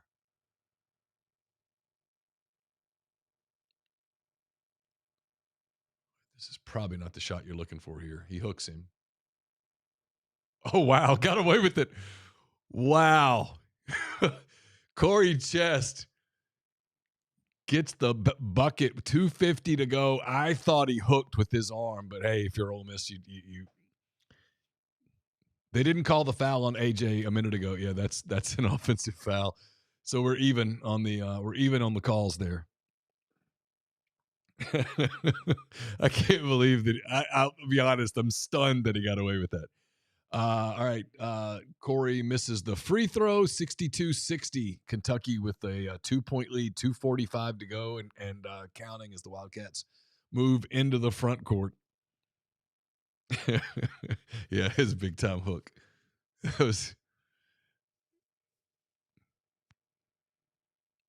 That was your makeup call, I think, because he missed the call. It should have been a foul. They fouled Store. All right, Kentucky turns it over. 2:25 to go. Kentucky with a bad pass on a kind of a broken possession. Here's your shot for Ole Miss. Where I would love to see what would happen here to Kentucky mentally if Ole Miss took a lead right here, or even tied the game. You put some pressure as we get to 2, and instead Elias Cameron throws it away. Just incredible. I don't know. Wow. All right, Kentucky takes a timeout. 2:18 left. Kentucky with the basketball up 62-60. I think Cameron expected Patton Pinkins to be somewhere else. We were talking earlier about chemistry, guys playing together.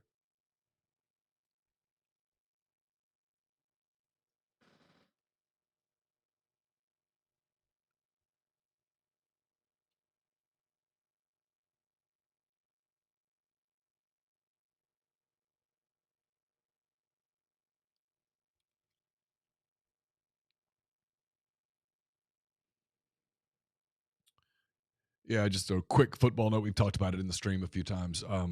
Kinsler, the offensive lineman, it's not done, but apparently it's really, really close to done. Expect that transfer commitment to become official. The Miami offensive lineman joining Ole Miss.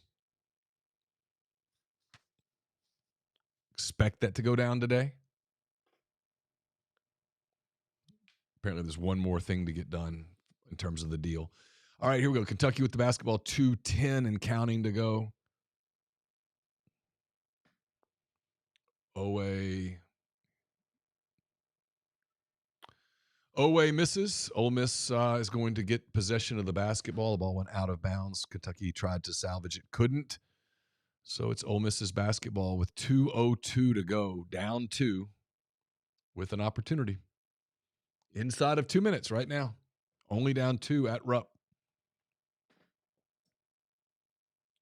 AJ Store drives and misses a layup, but comes down somehow with a rebound. Ole Miss resets it.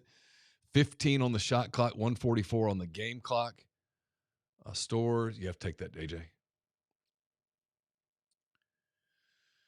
Store got an open look from 3, passed it up, drove, and took a bit of not an out of control 2, but not a super in control 2. Misses it. Kentucky with the rebound. 1:24 to go.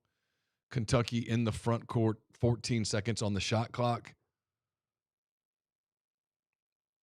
Aberdeen with the basketball. 8 seconds on the shot clock.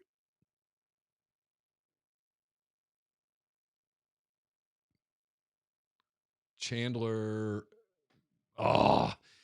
missed. I couldn't tell exactly who didn't collect the rebound, but Kentucky gets an offensive rebound, gets fouled, will go to the line, up to it's Camerdine. Camerdine goes and plays one-handed right there and basically tips the ball away from Corey Chest. Everything you're taught there is you go up with 2 hands. Camerdine doing that.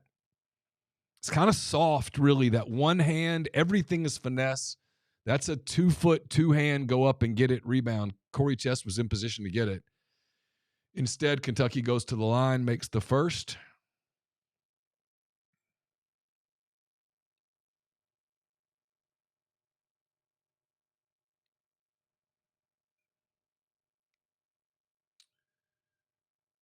Moreno with the second free throw is missed. And I know you won't believe when I tell you this, but Kentucky collects an offensive board. It's a tie ball, tied up the basketball. It's possession, Kentucky. I mean, holy 102 to go. Kentucky up 3, maintains possession due to the alternate possession. Um, I feel like I'm picking on people. If I watched it correctly, Malik Dia didn't block his man out. Corey Chest was in position, and either Camerdine or Dia didn't put a body on Diabate.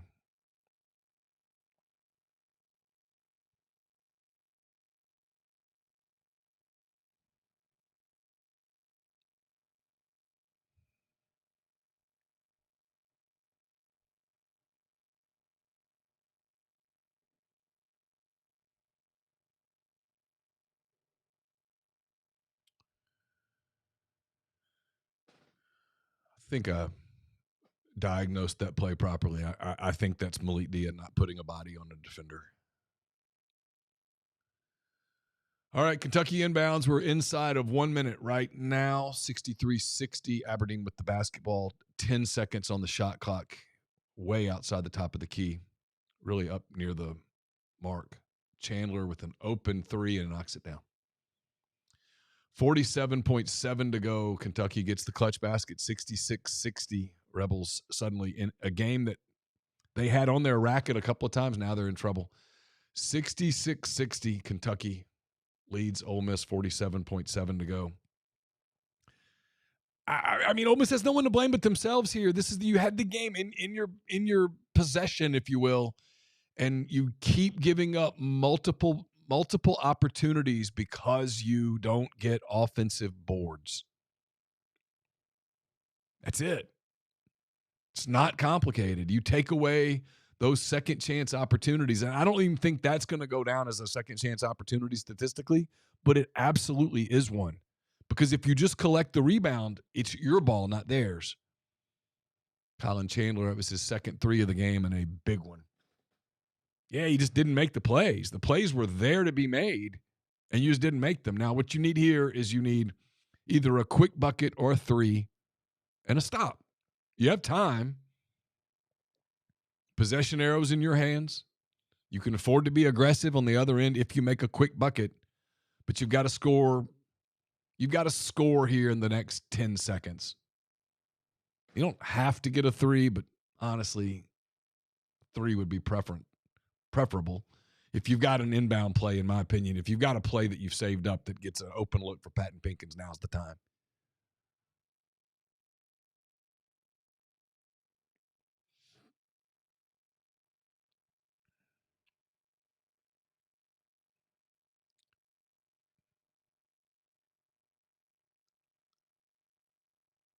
I'm not sure what that was, but Kentucky will take it. A.J. Storr misses. Rebound for the Cats, 34.8 to go. Frankly, I thought A.J. got away with an offensive foul, then took a ill-advised 2. I don't really know how that helps you right there. You either want a shot at the basket or you want a 3. They've taken multiple mid-range 2s today in times that don't make any sense to me at all. Yeah, even the shot getting blocked, that's not like the shot. So Kentucky at the line with the chance to kind of put this thing away right here. Up 7 now.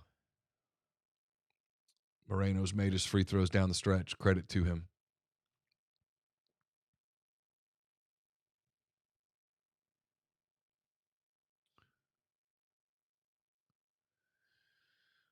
Yeah, Rebels had their opportunities. I feel like I'm writing a story right now. It's writing that Ole Miss had chances.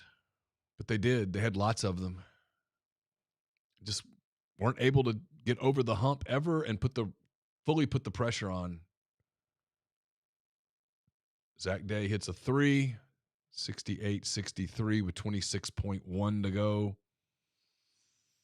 I mean, you have to have a turnover in here. I guess if you get a turnover here in a bucket, maybe you're in it, but it's kind of hard to close 5 points with the way that Kentucky has made their free throws and the way they shoot free throws. Kentucky right now is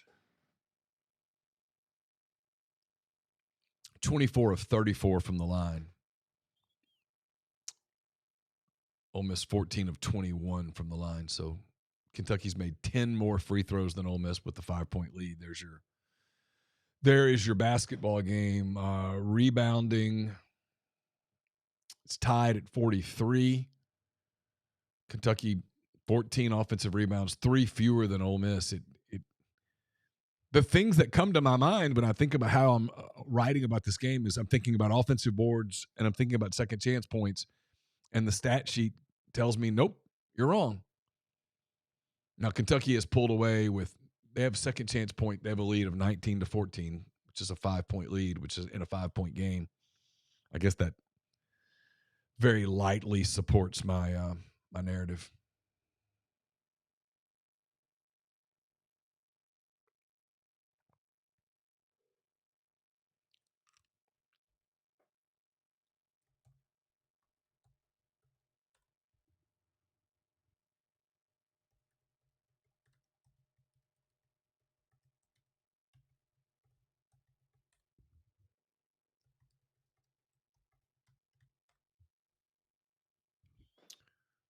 I think the Kinsler commitment is either just happened or is super imminent based on texting that we're getting from national 24/7 people who have been in contact with his agent.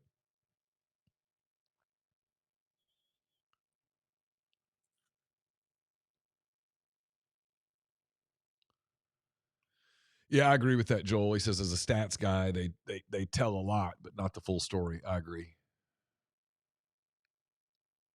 I do think Beard wears a Aurora ring. I need to ask him that. I wear one. Easily ends up being a topic of conversation, but I've really enjoyed getting to know Chris Beard a lot this year. Had some time with him just the other day. Just as impressive a coach as I've ever covered. Maybe the most impressive coach I've ever covered. Andy Kennedy told me when Chris got the job that I would be wowed by him. And I pretty much have. Look, I think they're going to learn a lot from this team. I think they're going to be a lot better next season. That's not spin. I really believe it. I think he learned some lessons about putting a team together in this era. It's a brand new era, guys. It really is. It's different, you know.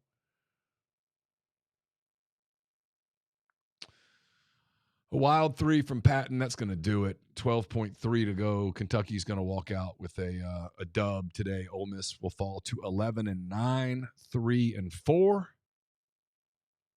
In the SEC, Kentucky will improve to 14-6, 5-2 in the league. They survive a real scare. Ole Miss that was an opportunity. That was an opportunity for the Rebels that they just weren't able to capitalize on. One of those teams that's just so far just not good enough. Aberdeen at the free throw line, shooting 2. He makes the first one, so this one's done. Ole Miss off in the middle of this week. They play at home a week from today, a week from tonight, at home against Vanderbilt. I think that start is a 7:30 start. We'll obviously have content about that at 24/7, and then after that, it's a week at Tennessee, at Texas, as this thing only gets harder. A team that I think thought they had second weekend sort of talent it's going to be very, very difficult to make the tournament. Kentucky's going to dribble it out. It's a final from Rupp. Kentucky 72, Ole Miss 63. I'll have post-game coverage at Rebels 24/7. We'll have the latest on the transfer portal, Kinsler committing to Ole Miss here in the next – it may already be done as of this moment. I'm not exactly sure. I've got some screens up, but based on the text with Chase and Tyler Comas and myself and the Rivals 24/7 Rebels 24/7 people, 247 Sports people, I think it's basically done. So we'll have that coverage to you as well. And then, assuming we have power, a full week of podcast on Monday. That's obviously completely out of our control. So we'll see what happens with the weather. If you're out there, stay safe. Don't get on the roads unless you have to. Stay warm, and good luck keeping your power and all of that. And we will talk to you again soon. Again, thanks for hanging out with me here on the live stream. Take care.